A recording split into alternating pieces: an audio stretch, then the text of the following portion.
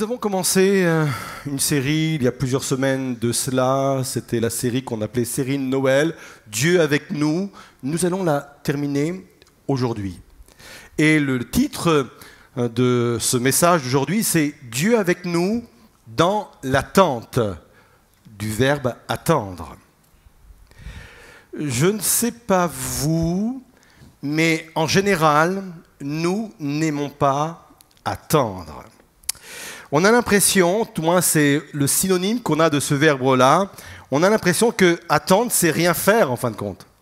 C'est d'être assis dans la passivité. Attendre, on a vraiment l'impression que c'est du temps pour rien, c'est du temps perdu. D'ailleurs, beaucoup d'avancées technologiques ont pour but de nous faire gagner du temps, parce que voilà, dans nos esprits, il faut gagner du temps. On a l'impression que c'est important de gagner toujours plus de temps. Or, Dieu a conçu le monde en y intégrant des délais. Les délais font partie de la création de Dieu. C'est le sage Salomon qui va le dire dans le livre de l'Ecclésiaste. Il va dire, il y a un temps pour tout. Il y a un délai pour tout. Il y a un moment, il y a une attente pour toute chose. C'est la raison pour laquelle le monde ne s'est pas fait en un jour. Et là, je vais aller sur un terrain glissant, même pas en 6 jours. Car les 6 jours dont il est question dans la Genèse ne sont pas des jours de 24 heures. Et en cela, la science vient confirmer la parole de Dieu. Retenez bien cela, la science vient toujours confirmer la parole de Dieu. Il n'y a pas d'opposition entre la science et la parole de Dieu. Il a fallu des périodes, parfois assez longues, entre chaque étape de la création, parce que Dieu a intégré le temps dans la création. Pour arriver à cette création parfaite avant la chute de l'homme, Dieu a eu besoin non seulement de la puissance de la Trinité, parce que le Père, le Fils et le Saint-Esprit sont impliqués dans la création, mais il a eu besoin de temps. Il a fallu du temps pour que les choses se mettent en place. C'est pour cette raison qu'il y a des saisons. Les saisons des récoltes ne sont pas les mêmes que celles des semis. C'est la raison pour laquelle, pour notre propre conception, il faut du temps. 9 mois de téléchargement. Ça fait beaucoup, hein? Et encore, on n'est pas les plus à plaindre. L'attente, le délai sont à part entière des actes créationnels. Et plus nous reviendrons au tempo de Dieu, mieux le monde se portera. Vous avez déjà goûté des fruits qui ne sont pas de saison? Ça n'a pas de goût, hein? Des fraises en hiver, moi ça ne me fait pas du tout envie, hein. Et c'est vraiment un principe, je dis ça parce que c'est vraiment un principe que Dieu a établi à la création. Dieu a établi des temps pour toutes choses, des attentes pour toutes choses. Ça fait partie de la matrice créationnelle de Dieu. Le temps, le délai, il l'a intégré. Si ce principe de délai se retrouve naturellement dans la vie naturelle, elle se trouve également naturellement dans la vie naturelle aussi, ou spirituelle. Vous savez, il y a souvent un parallèle entre le naturel et le spirituel. Les lois que Dieu a établies pour créer le naturel, c'est-à-dire le visible, le monde, ces lois-là, il les applique également dans le monde spirituel. Et si Dieu a utilisé le délai, l'attente pour créer le monde naturel, ça veut dire qu'il existe aussi des délais dans le monde spirituel. Alors, puisque c'est ce principe, on va se poser cette question. Quelle devrait être notre attitude dans ce temps d'attente, puisque c'est naturel, c'est normal, ça fait partie du principe de Dieu. Il y aura toujours des délais, il y aura toujours des moments d'attente, des moments plus ou moins longs. J'ai 3 réponses à cela.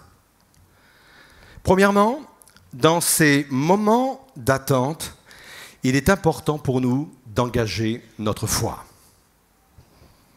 La foi et l'attente sont indissociables. Il n'y a pas de foi sans attente. Les deux font partie du même concept, les deux font partie du même principe. La foi et l'attente sont indissociables. Si tu dois utiliser la foi, forcément tu auras besoin d'attente.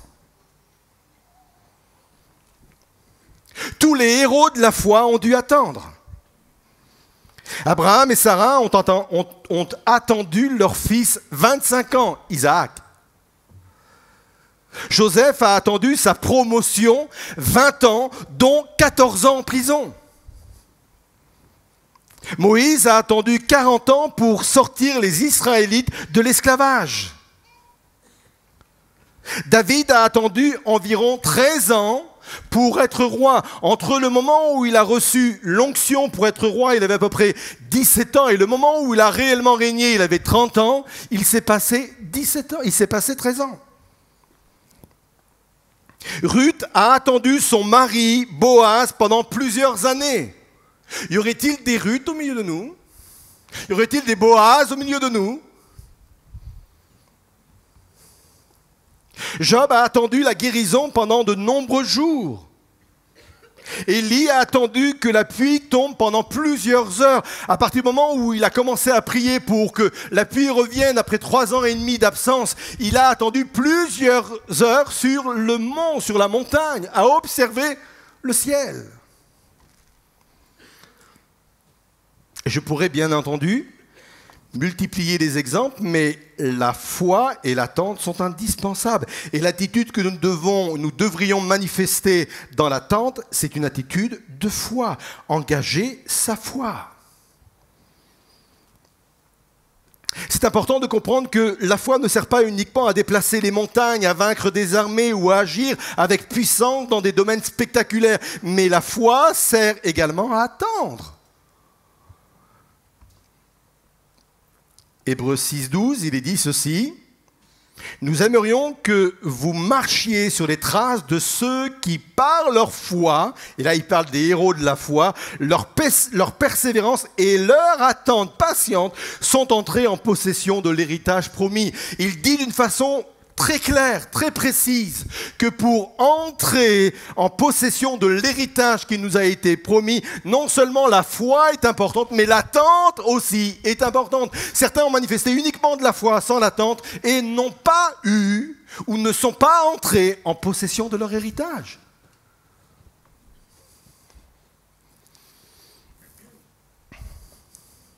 Pourquoi continuer à engager sa foi dans ces moments d'attente? Pourquoi c'est important? J'ai 2 réponses. La première, à cause du combat spirituel.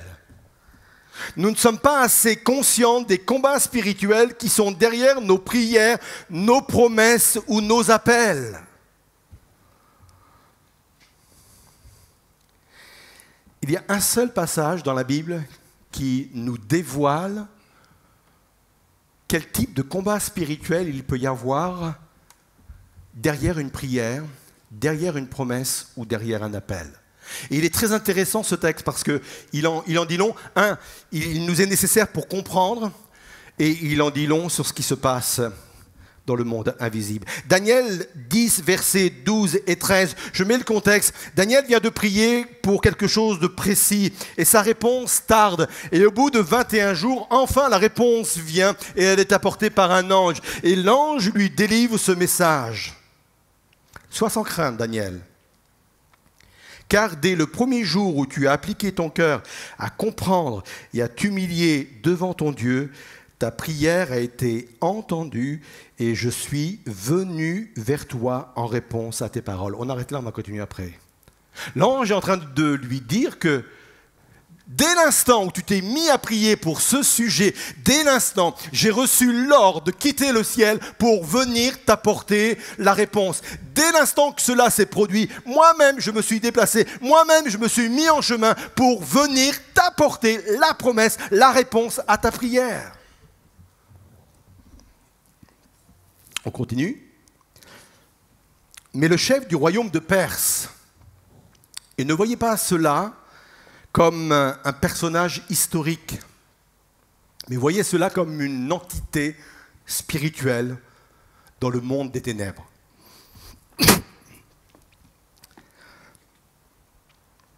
Mais le chef du royaume de Perse s'est opposé à moi durant 21 jours.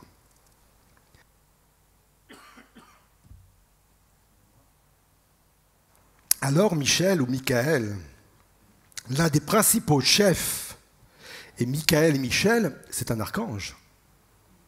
On en a entendu parler à plusieurs reprises dans la parole de Dieu.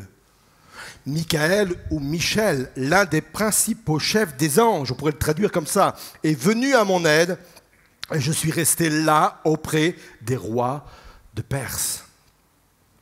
Formidable ce verset. C'est le seul et unique qui nous parle de cela. Si dans le livre de Daniel, il n'y avait pas eu cette révélation, on n'aurait pas forcément compris que derrière nos prières, il y a un combat spirituel. C'est pour ça qu'il est important d'engager notre foi et de continuer à engager notre foi. Daniel a eu besoin d'attendre 21 jours avant d'avoir la réponse. Je ne sais pas combien de temps il faudra que tu attendes toi-même ta réponse, mais crois que dès le moment où tu as prié, que tu as prié selon la volonté de Dieu, il y a un ordre qui est parti du ciel et qui dit « Oui, ok, je vais aller exaucer cette demande ou proclamer cette promesse ou mettre sur cette vie d'une façon active l'appel qu'il a pu recevoir. » Mais entre deux, il y a de l'opposition spirituelle. Aviez-vous déjà envisagé que derrière vos prières, il pourrait avoir cette opposition spirituelle? Derrière la promesse que Dieu a pu vous faire, derrière l'appel qu'il a pu déposer sur vos vies. C'est pour cela qu'il faut persévérer. Il y a des réponses qui tardent car une guerre spirituelle s'est déclenchée derrière certaines prières. Pourquoi faut-il continuer à engager notre foi? Parce que recevoir une promesse implique l'attente. Restez avec moi. Je pense qu'il nous est tous agréable de recevoir des promesses. Si je faisais un petit sondage ce matin en me disant quels sont ceux et celles qui aiment recevoir des promesses, si on est normalement bien constitué, je pense qu'on serait nombreux à lever la main en disant « Oui, moi, ça m'intéresse quand même que Dieu me fasse des promesses. » Et d'ailleurs, on est les premiers à les rechercher aussi dans la parole de Dieu. Mais à partir du moment où il m'est agréable de recevoir ou de rechercher une promesse, avec la promesse, il y a forcément l'attente. Je m'explique. Ce que je suis en mesure de vous donner maintenant, je n'ai pas besoin de vous le promettre. Donc, par définition, une promesse tarde. Si, par exemple, vous venez me voir en me disant « Écoute, Daniel, je suis un peu à court aujourd'hui. T'as pas 500 € à me prêter ?» C'est juste un exemple, hein.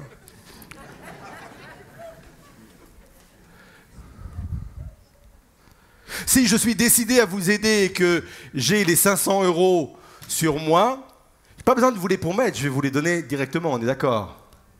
Mais par contre, si je ne les ai pas et que j'ai besoin d'en discuter avec mon épouse parce que ce genre de choses se décide à deux, eh bien, je peux promettre en disant, écoute, je te promets d'y réfléchir et je pense qu'on va pouvoir t'aider, mais laisse-moi le temps de rentrer à la maison et puis de faire le nécessaire pour pouvoir te l'accorder. Ça, c'est une promesse. Ce que je suis en mesure de donner maintenant, je n'ai pas besoin de le promettre. Vous allez me dire, mais votre exemple, il est intéressant, mais Dieu, il possède l'or et l'argent. Il a à sa possession toutes les richesses. Ce que je peux lui demander, il peut me le donner parce qu'il le possède. Et pourtant, il a recours à la promesse.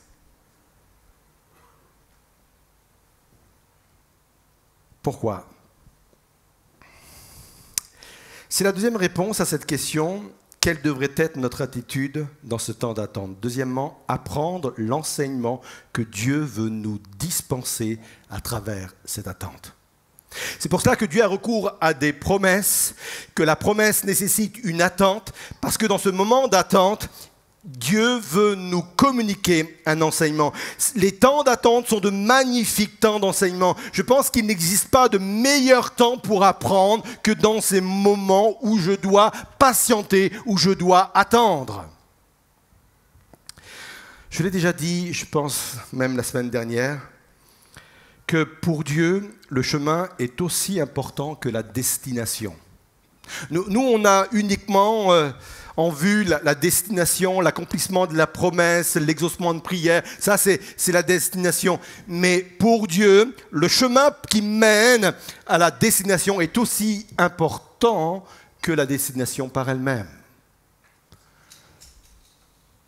Dieu ne veut pas vous donner une bénédiction que vous ne pourrez pas porter. Parce qu'il y a des bénédictions qui peuvent nous détruire. Il y a des bénédictions sous lesquelles on peut s'écrouler. Il y a des bénédictions, ça va peut-être vous choquer, mais qui peuvent nous entraîner loin de Dieu.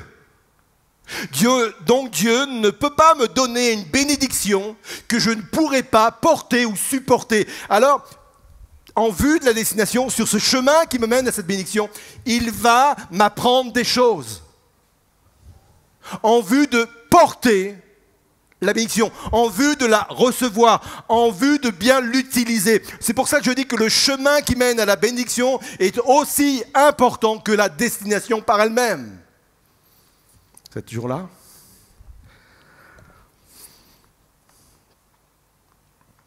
C'est ce qui s'est passé avec le peuple d'Israël.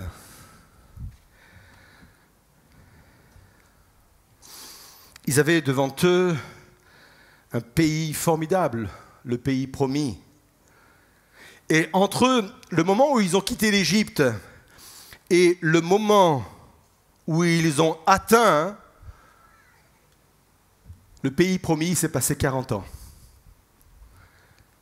Ils auraient pu, techniquement, le faire en 11 jours.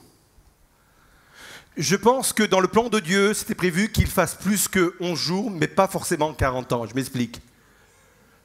Parce que Dieu voulait préparer pendant ce chemin qui les menait à la bénédiction, il voulait préparer le cœur du peuple pour vivre pleinement la bénédiction de Dieu.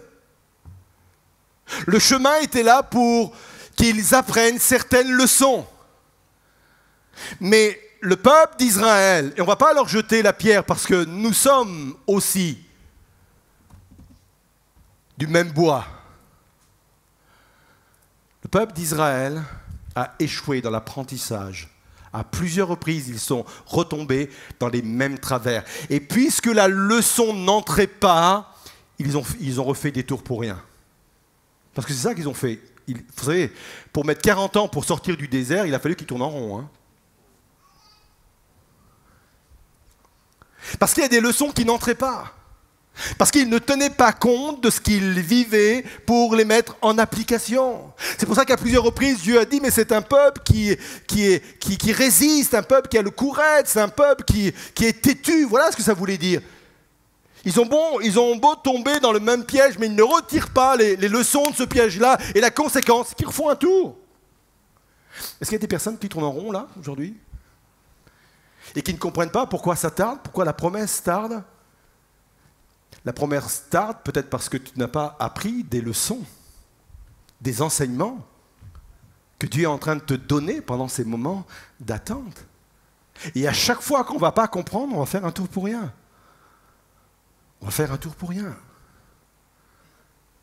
C'est pour ça que ce moment d'attente, il est extrêmement important. Ce moment d'attente est là pour que j'apprenne, j'écoute les enseignements que Dieu a à me donner pendant ce temps, afin de mieux vivre et de mieux porter la bénédiction qu'il a prévue pour moi.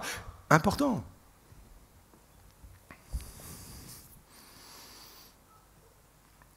Pour étayer davantage ce que je viens d'expliquer, On va revenir à Hébreux 6, 12, on va remettre ce verset devant vous. Il est dit ceci: nous aimerions que vous marchiez sur les traces de ceux qui, par leur foi et leur persévérance et leur attente patiente, sont entrés en possession de l'héritage promis. On l'a vu un instant. Mais je voudrais m'arrêter sur le verbe marcher, que vous marchiez. En fin de compte, l'idée, c'est marcher sans relâche. C'est l'idée de ne pas être paresseux dans l'apprentissage. C'est le mot grec notros qu'on retrouve dans Hébreux 5.11 quand il est dit, nous avons beaucoup à dire là-dessus et des choses difficiles à expliquer parce que vous êtes devenus lents, notros, à comprendre. Vous êtes devenus paresseux dans l'apprentissage. Et c'est intéressant de revenir donc à Hébreux 6, 12. Il dit, non seulement c'est important la foi, non seulement c'est important la persévérance, non seulement c'est important l'attente patiente pour entrer en possession de l'héritage, mais ce qui est important également, c'est de pouvoir marcher avec cette idée de ne pas être paresseux dans l'apprentissage. Pendant votre marche qui vous conduit à l'exaucement de prière, ne soyez pas paresseux, ne soyez pas lents à comprendre les leçons que Dieu a à vous communiquer. Il existe un lien direct entre obtenir la promesse et apprendre la leçon. Quelle devrait être donc notre attitude dans ce temps d'attente? 1. Engager notre foi. 2. Apprendre l'enseignement que Dieu veut nous dispenser à travers cette attente. Et 3. Anticiper l'exaucement. C'est-à-dire agir comme si nous avions déjà la promesse, l'exaucement. Ça sert aussi à cela, ce moment d'attente. C'est non seulement apprendre les leçons qui m'aideront à vivre pleinement la promesse et l'exaucement de prière, mais en plus d'anticiper dans ce sens où je vais commencer à vivre comme si j'avais reçu la promesse et l'exaucement de prière. Il y a une analogie très intéressante dans l'Épître aux Romains, au chapitre 8, verset 22. Il est dit ceci: « Or, nous savons que jusqu'à ce jour, la création tout entière soupire et souffre les douleurs de l'enfantement. » C'est l'analogie d'une femme enceinte qui attend de mettre au monde son enfant. Elle est très intéressante. Vous pouvez revenir à ce texte-là, et quand vous lisez ce texte, vous gardez le principe de l'analogie de l'enfantement et vous lisez tout le reste du texte en gardant cette analogie à votre esprit, et vous allez découvrir certaines vérités. Une femme qui est enceinte, même si elle n'a jamais vu son bébé, je sais qu'à l'écho, on peut déjà imaginer le portrait. Il y en a qui s'imaginent qu'ils ont déjà vu leur ressemblance au travers de l'écho. Arrêtons les délires, hein? Même si on aspire tous à ce qui nous ressemble, hein?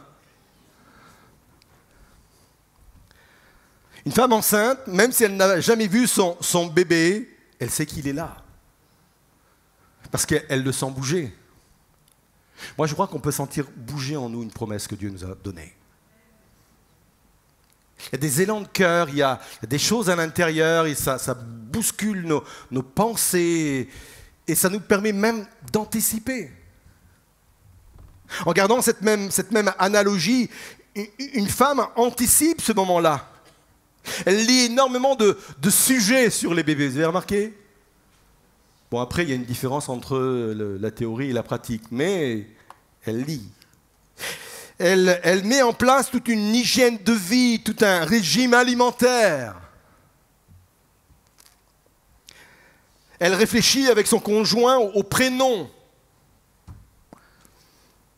Elle réfléchit avec son conjoint à la chambre que l'enfant va occuper, la couleur, les meubles. Et l'homme, dans cette affaire, lui, il réfléchit à la voiture qu'il va devoir changer. C'est un peu le prétexte. Je ne crois pas, chérie, que ce serait le moment de changer de voiture? Allez, on l'a tous fait, allez.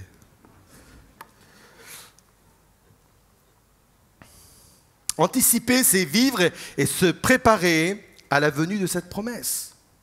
Et dans ce moment d'attente, c'est vraiment important d'anticiper et de vivre, et de commencer à vivre cette promesse. Avec Patricia et nos enfants, ça va faire 16 ans cet été que nous sommes arrivés sur la métropole lilloise. Ça commence à bien passer au niveau du temps. Et nous avons su 3 ans et demi que nous allions venir, avant de venir à Lille, 3 ans et demi avant. Le pasteur qui était avant nous ici m'avait sollicité bien avant, mais j'avais refusé. Et puis au bout d'un certain temps, je lui avais dit oui, mais pas avant 3 ans et demi. Parce que ça faisait déjà 1 an et demi que j'étais dans une église et je voulais y rester au moins 5 ans. Et pendant ces 3 ans et demi, j'étais convaincu que Dieu voulait nous mener ici à Lille. Et j'étais tellement convaincu de ce que Dieu allait faire au milieu de nous que c'est comme cette femme enceinte, il y a plein d'anticipations qui se sont faites en moi. J'ai commencé à lire des livres sur la façon dont une église pouvait grandir, la façon dont il fallait la structurer, parce que j'étais tellement convaincu que Dieu voulait nous emmener là qu'il me fallait anticiper ce moment-là. Je commençais à me placer devant le Seigneur pour qu'il me révèle certaines choses, certaines façons de faire, certaines pratiques, une vision très claire par rapport à cela. J'étais vraiment dans l'anticipation. Ne le prenez pas mal, mais j'étais enceinte de cette vision-là, j'étais enceinte de cette promesse-là. Je la sentais bouger en moi, je la sentais bouger dans mon esprit, dans mes pensées. C'était vraiment très actif tout cela. Pour ça, quand nous sommes arrivés il y a 16 ans, pour ceux qui étaient là à cette époque-là, il y en a de moins en moins parce que l'Église grandit de plus en plus. Pendant 6 mois, j'ai prêché sur la vision. Là où le Seigneur voulait nous emmener, parce que ça avait déjà été anticipé en moi. Pendant que j'attendais, pendant ces 3 ans et demi où je savais que Dieu allait m'emmener là, et non seulement là, mais allait m'emmener aussi à vivre des choses extraordinaires, ce que nous vivons aujourd'hui, que nous allons continuer à vivre demain. Dieu m'a permis d'anticiper tout cela. Et parfois, il faut savoir anticiper certaines promesses. Certaines ou certains exaucements. C'est ce que Jésus va dire dans Marc 11, verset 24, quand il dit « C'est pourquoi je vous le déclare, tout ce que vous demandez dans vos prières, croyez que vous l'avez reçu et cela vous sera accordé. » Croyez que vous l'avez reçu, peut être traduit « Faites comme si vous l'aviez. » Faites comme si vous le sentiez déjà en vous. Faites comme s'il faut à tout prix anticiper. Il ne faut pas attendre de mettre les choses en place parce qu'il est parfois trop tard quand les choses arrivent.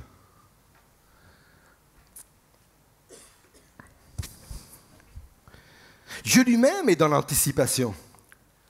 Et on le voit notamment par rapport au changement de nom qu'il a pu donner à plusieurs. Vous imaginez Abraham,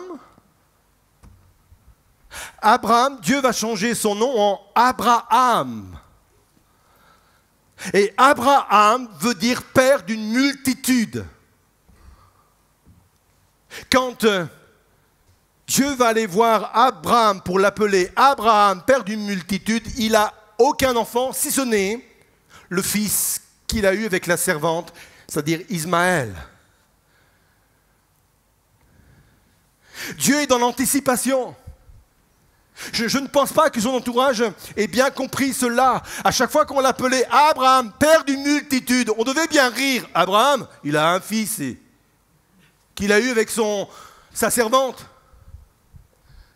Mais pour lui, c'était important. Déjà, il était dans l'anticipation parce que Dieu était dans l'anticipation. Quand il marchait, qu'on l'appelait Abraham, on l'appelait père d'une multitude. Pour lui, ça avait du sens. Pour lui, il se voyait déjà en père d'une multitude. Il agissait déjà en père d'une multitude. Il réfléchissait en père d'une multitude.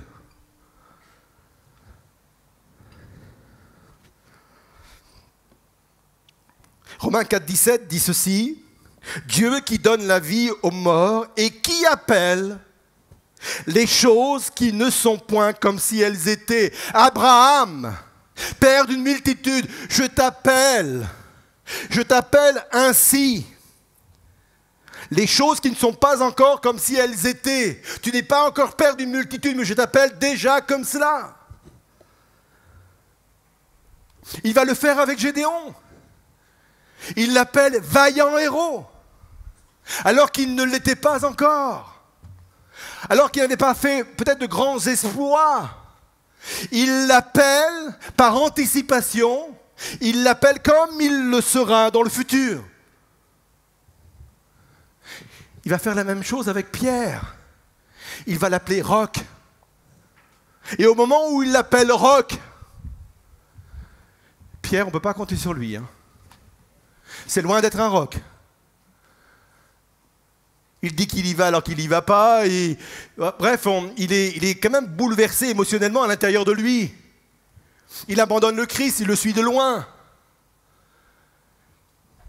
Mais j'aime cette puissance qu'il y a dans ce verset. Il appelle les choses qui ne sont point, comme si elles étaient. Par anticipation. Tu n'as pas vu encore ta promesse. Tu n'as pas encore reçu ton exaucement de prière. Tu n'es pas encore pleinement dans ton appel. Dieu t'appelle comme si tu l'étais déjà. Comme si tu vivais déjà la promesse. Reçois, vis-le, anticipe-le dans ce moment d'attente. Je termine. Et ma conclusion, c'est le rappel de ce que nous avons pu partager. L'attente fait partie du plan créateur de Dieu. Le délai fait partie de la matrice créatrice de Dieu. Si sur le plan naturel, pour créer ce monde, Dieu a eu besoin de délai, sur le plan spirituel, il a besoin aussi de délai. Alors je veux engager ma foi, et je voudrais que ceux et celles qui ont pu recevoir une promesse engagent la foi, leur foi. J'aimerais que ceux qui sont en attente d'exaucement engagent leur foi. Engageons notre foi. C'est vraiment important, peut-être pour pouvoir soutenir par notre foi un combat spirituel qui nous échappe, un combat qui est derrière de ce qu'on peut imaginer. Non pas à lutter contre la chair et le sang, mais contre les esprits des ténèbres, dit l'Écriture. Engageons notre foi. Peut-être que ce moment d'attente est là parce que Dieu essaie de t'enseigner quelque chose. Mais à chaque fois, tu refais un tour parce que tu n'as pas saisi. J'ai pas saisi, je n'ai pas saisi ce qu'il voulait m'apprendre au travers de ce moment d'attente. Et pourtant, c'est important. Cette leçon m'aidera plus tard à entrer pleinement dans ce qu'il m'a promis. Je veux apprendre, je veux apprendre. Et de toute façon, c'est le principe même d'une promesse. Attendre. Parce que Dieu veut utiliser ce temps pour m'apprendre. Peut-être j'ai besoin aujourd'hui de rentrer dans un acte précis d'anticipation. Quand j'ai parlé de ce moment-là, je suis convaincu que le Saint-Esprit prêche en même temps que je prêche. Il vous a révélé des choses en disant « Mais pourquoi tu attends pour mettre déjà en place ce que Dieu t'a promis ?» Je suis sûr que je ne suis pas tout seul à prêcher. J'en suis pleinement convaincu et c'est ce qui me rassure et me donne beaucoup de courage quand je suis devant vous. Je sais que le Saint-Esprit complète ce qui est incomplet ou précise pour les cas qui sont les vôtres, les choses qu'il vous demande de faire.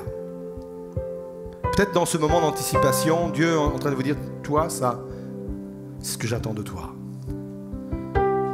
Alors je voudrais vous inviter à vous lever et avoir un moment de recueillement où nous allons, dans ce temps d'attente qui peut être le vôtre, manifester votre confiance. Jésus va le dire avant de monter au ciel. Je suis avec vous tous les jours jusqu'à la fin du monde. Et tous les jours, c'est même dans les jours d'attente. Parfois, on a l'impression que quand nous sommes dans ces moments d'attente, nous sommes seuls à attendre. Parce qu'on imagine Dieu toujours dans l'activité. On imagine Dieu toujours dans l'action. Dieu est forcément quelqu'un qui est dans l'action. Même quand je suis dans l'attente, Dieu est à côté de moi. Dieu est avec moi dans l'attente.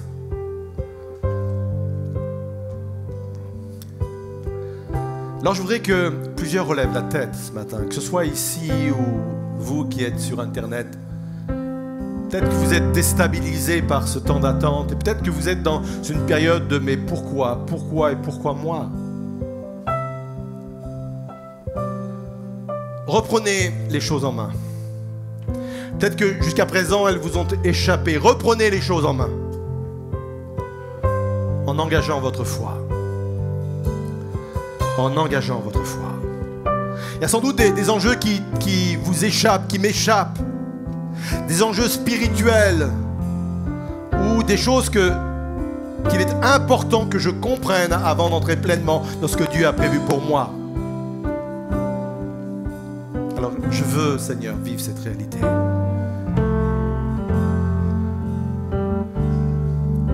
On va se joindre au chant qui vient. Et ensuite, on va avoir un moment de recueillement ensemble. Parce que je crois que la parole de Dieu est forcément suivie d'action du Saint-Esprit dans notre cœur. Et on va prier pour que vraiment ce que nous avons entendu soit pleinement sur mesure à ma situation. Et on va prier pour que le Saint-Esprit vienne et continue de me révéler ce dont j'ai besoin de comprendre. On se joint, ce chant. Oui, cache-moi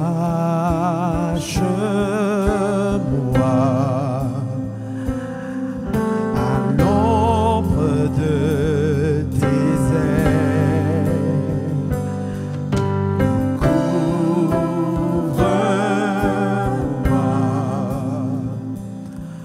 par ta main souveraine. Cache-moi. Cache-moi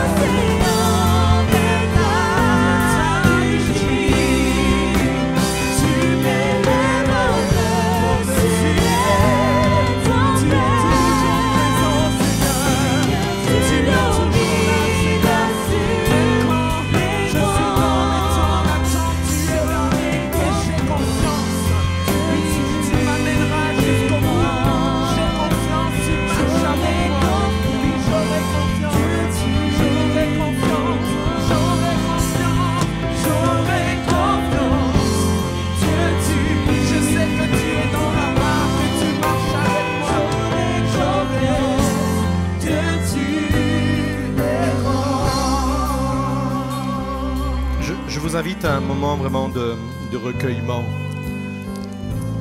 Peut-être quelqu'un est dans la tempête et il ne comprend pas pourquoi Dieu n'intervient pas. C'est des moments de questionnement. Pourquoi ça tarde? Pourquoi c'est long? Ce moment d'attente peut être un moment que Dieu va utiliser pour vous cacher. Vis-le comme cela, vivez-le comme cela. Comme un moment où il me cache. Oui, la tempête est là. Oui, l'attente peut être difficile, peut être compliquée. Oui, il y a toute une remise en question, peut-être des choses que je ne comprends pas. Mais Dieu veut vous cacher. Et dans ce moment-là, il va vous aider. Dans cet endroit-là, cet endroit caché qu'est la tente, il va vous aider à engager votre foi. Il va vous aider à comprendre l'enseignement qu'il veut vous communiquer. Il va vous aider à sentir au fond de vous-même la promesse bouger. Dans vos entrailles, la promesse bouger. Là, dans ce lieu caché, dans ce moment d'attente. C'est souvent un temps de trouble, c'est souvent un temps d'agitation, ce moment d'attente. Mais il vous cache. Il vous cache. Seigneur, tu viens au-devant de nous ce matin, Seigneur Jésus. Tu viens, Seigneur Jésus, nous cacher dans ce moment d'attente. Peut-être qu'il déstabilise, des moments qui déstabilisent plusieurs d'entre nous, Seigneur Jésus. Je veux vivre ce moment d'attente comme un moment de bénédiction, Seigneur Jésus. Je veux que mes yeux s'ouvrent pour que je puisse comprendre les leçons importantes que j'ai besoin d'entendre et recevoir pendant ce moment-là, Seigneur Jésus. Peut-être tu permettras à quelqu'un que les yeux s'ouvrent comme les yeux sont ouverts pour Daniel en comprenant les enjeux spirituels qui se cachaient derrière cette attente, Seigneur. Je te prie vraiment, Seigneur Jésus. Toi qui appelles les choses qui ne sont pas comme si elles étaient, Seigneur. Toi qui nommes déjà les choses avant qu'elles apparaissent. Fais résonner des mots dans nos cœurs, Seigneur Jésus. Fais résonner des noms dans nos cœurs, Seigneur Jésus. Fais résonner déjà des réalités dans nos cœurs, Seigneur. Fais résonner, Seigneur Jésus. Je veux sentir cette promesse battre en moi. Je veux sentir cet exaucement de prière battre en moi. Je veux vivre comme si je l'avais déjà, Seigneur. Viens relever. Viens bénir maintenant. Et avec ta grâce, avec ta force que me donne le Saint-Esprit, je veux proclamer et affirmer encore ce matin. Je garde confiance au milieu de l'attente. Je suis caché. Je garde confiance. Je veux proclamer cette vérité. J'aurai confiance, Dieu, tu es grand. J'aurai confiance, Dieu, tu es grand. J'aurai confiance, Dieu, tu es grand.